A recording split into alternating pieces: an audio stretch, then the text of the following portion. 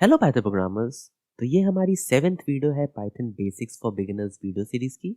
और इस वीडियो में हम लोग ये देखने वाले हैं कि कंडीशनल्स क्या होते हैं। तो हो सकता है आपको मेरी आवाज़ थोड़ी सी भारी लग रही हो कि इस टाइम मुझे बहुत ही गंदा जुकाम है, but show must go on. तो इस वीडियो में हम लोग बेसिकली 3 कीवर्ड्स की बात करेंगे, इफ, एल्स और एलिफ। तो सबसे पहले ये जानते हैं कि कंडीशनल्स होता क्या है। तो कंडीशंस या फिर कंडीशनल्स को अगर हम लोग हिंदी में ट्रांसलेट करें तो इसका मतलब होता है स्थिति। इसका मतलब कि अगर आप अपने पाइथन प्रोग्राम में या फिर किसी भी प्रोग्राम में, ये तो मतलब एक बेसिक है, ये तो मतलब सारी प्रोग्रामिंग लैंग्वेजेस में ही होता है, जावा में भी होता है, सी प्लस प्लस में भी होता है, सब में होता है कंडीशनल्स। तो किसी भी प्रोग्राम में जब हम लोग कोई स्थिति दे रहे हैं, इसका मतलब कि हम लोग कोई कंडीशनल्स दे रहे हैं भाई।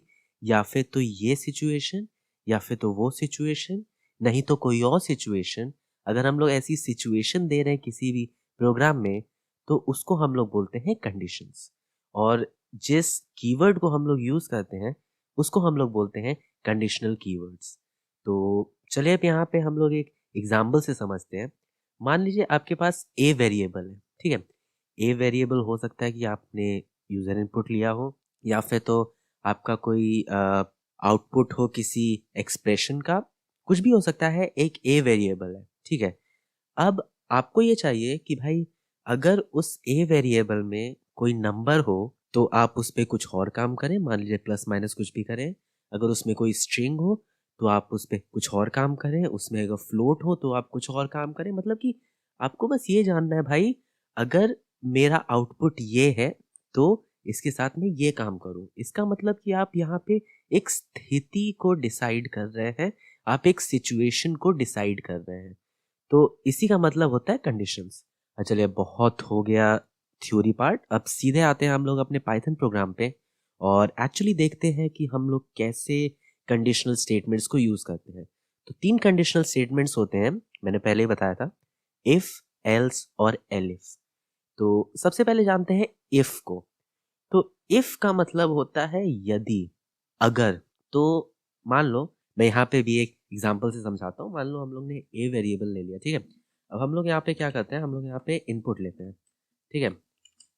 ए input, enter the number. Number सबसे इजीएस्ट एग्जांपल होते हैं।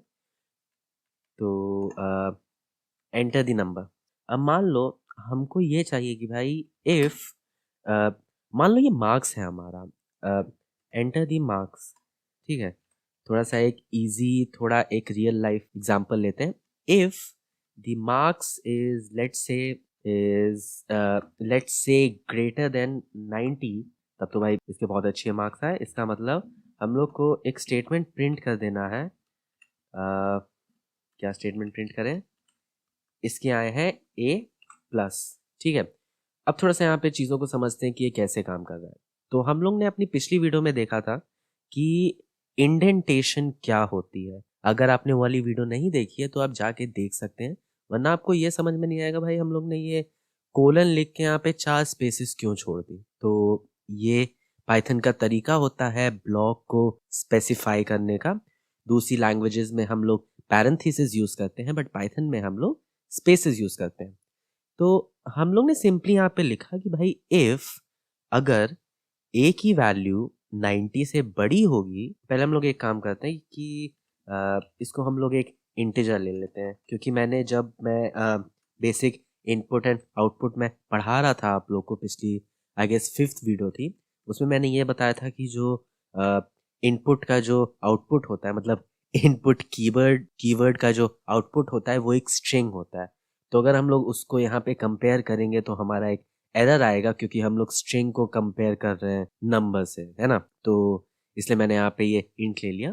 तो वो सब छोड़े, हम लोग सबसे पहले यहाँ पे ये समझते हैं कि ये इफ कैसे काम कर रहा है। तो इफ, अगर ए की वैल्यू 90 से बड़ी होगी तो हम लोग ये प्रिंट करेंगे। एलिफ, इसका भी मतलब होता है अगर ए की वैल्यू 80 से बड़ी होगी तो हम लोग यहाँ पे इसको दे देंगे बी। और मान लो हमारा स्कूल बहुत ही स्ट्रिक्ट है, इसका मतलब कि अगर वो बंदा जो है उसके 80 से कम आए तो वो फेल हो गया। पता नहीं कौन सा स्कूल है ये जहाँ पे 80 से कम आ रहा है तो बंदा फेल हो रहा है। तो 80 से कम आए तो ये फेल हो गया।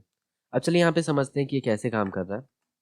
तो यहाँ पे हमने ये समझ लिया कि इफ कैसे काम कर रहा है। अगर a की वैल्यू 90 से कम है तो हम लोग ये प्रिंट करेंगे।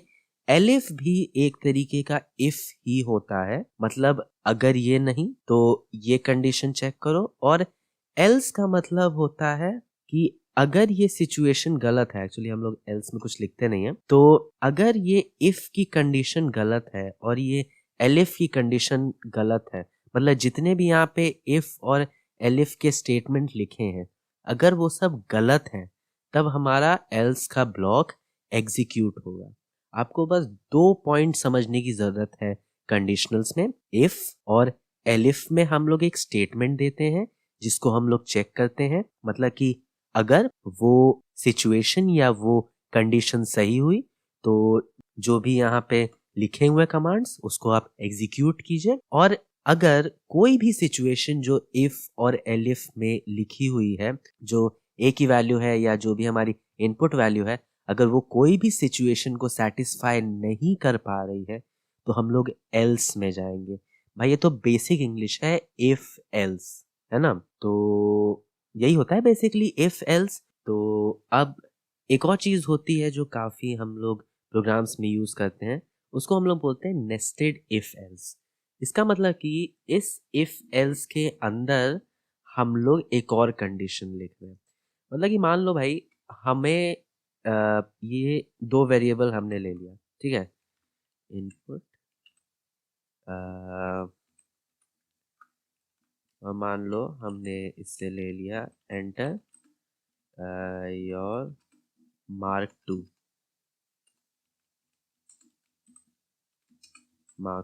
ठीक है।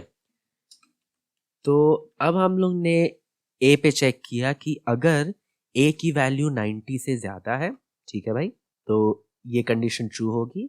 बट हम लोग यहाँ पे एक और चीज चेक करेंगे कि इफ, ये तो कैपिटल हो गया एक सेकंड, इफ अगर बी की वैल्यू भी 90 से ज्यादा है तब जाके ये बंदा पाएगा ए, है ना। दोनों में अगर 90 से ज्यादा वैल्यू है तब ये बंदा पाएगा ए।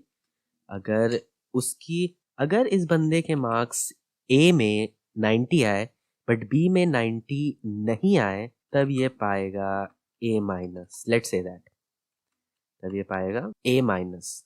तो मेरे ख्याल से यहाँ पे आपको चीजें थोड़ी बहुत समझ में आ गई होंगी कि इफ एल्स और एलिफ कैसे काम कर रहा है। इफ और एल्स का मतलब होता है कि अगर ये सिचुएशन ठीक हुई तो भाई इसके नीचे जो भी कमांड्स लिखी हुई हैं वो एग्जीक्यूट होंगी, और अगर वो कंडीशन सही नहीं हुई तो हम एल्स ब्लॉक में जाते हैं। और एलिफ भी एक तरीके का इफ ही होता है, क्योंकि हम लोग बार बार इफ को नहीं यूज कर सकते हैं इसलिए हम लोग एलिफ को यूज करते हैं, ठीक है। तो अब इससे रिलेटेड मैं आपको एक प्रोजेक्ट दे रहा हूँ, एक छोटा प्रोजेक्ट दे रहा हूँ जिसका मैं एक वीडियो भी बनाऊंगा आगे, इसका मैं बताते हुए सोल्यूशन। तो आपका प्रोजेक्ट ये है, यही एग्जैक्ट एग्जाम्पल से है रिलेटेड ये प्रोजेक्ट। तो आपको क्या करना है, आपको 4 सब्जेक्ट्स लेने हैं और फिर उसके बाद आपको सारे स्टूडेंट्स की ग्रेडिंग करनी है। इसका मतलब 5 सब्जेक्ट हैं। अगर उस बंदे के 90% आ रहे हैं तो आप ए ग्रेड दीजिए, अगर 80 से कम आ रहे हैं तो बी ग्रेड दीजिए, और ऐसे करते करते आपको ग्रेडिंग देनी है। इसमें हम लोग 2 कॉन्सेप्ट का यूज़ करेंगे, एक्चुअली 3 कॉन्सेप्ट का। पहला हम लोग यूज़ करेंगे इनपुट का, उसके बाद फिर हम लोग ऑपरेटर्स का यूज़ करेंगे सारी वैल्यूज़ को ऐड करके और फिर उसका परसेंटेज निकाल के। उसके बाद फिर हम लोग यहाँ पे कंडीशनल्स का यूज़ करेंगे ताकि हम लोग एक सिस्टम क्रिएट कर सकें, ठीक है। तो ये है एक छोटा सा प्रोजेक्ट, अगर आपसे बन जाए तो ठीक है, नहीं तो फिर अगले वीडियो में देखते हैं कि हम इस प्रोजेक्ट को कैसे बना सकते हैं, ठीक है।